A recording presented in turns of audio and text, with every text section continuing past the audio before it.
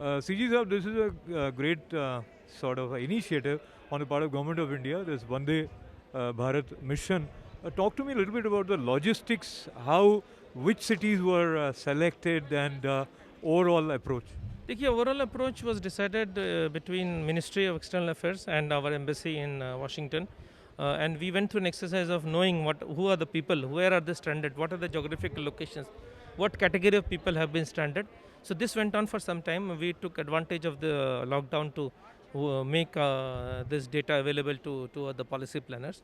And then on that basis, the destinations were decided and the originating stations were also decided on that basis. So basically 4 cities were selected: San Francisco, Washington, Chicago and New York, also on the basis of Air India operations, because these flights are chartered from Air India or Air India is running them.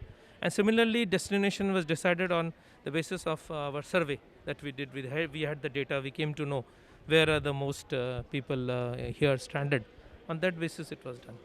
And there are so many Indians stranded here, and everybody is keen to go back.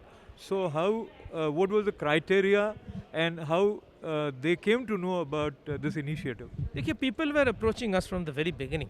So we had lots of mechanisms of reaching out to people. So we had a fair idea.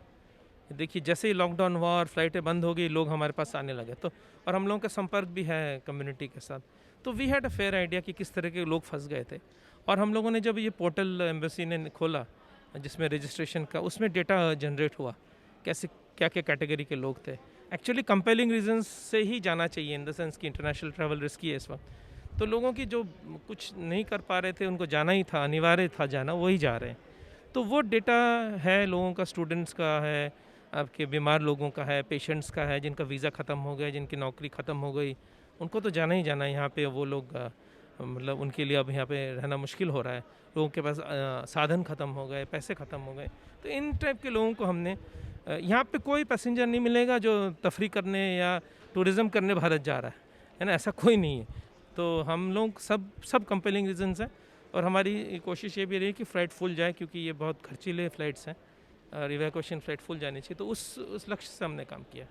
And what is the protocol in terms of the health situation while they are going? Some checking happening here in India. Yes, we have a protocol laid down by the Minister of Health and Family Welfare. So we are only boarding asymptomatic passengers. We are checking their temperature. Then all passengers will be given masks, visors, gloves, and the service will be curtailed. They will be given food boxes. They will go in, and lots of things have been done. They have been sanitized. The fumigation was sab hua hua hai, and crews are also all the crew are tested. Only COVID negative people are on the flight. And जाने के बाद सबको compulsory quarantine भी की जाएगी. सो उससे हमारा idea ये है कि ये फैले नहीं.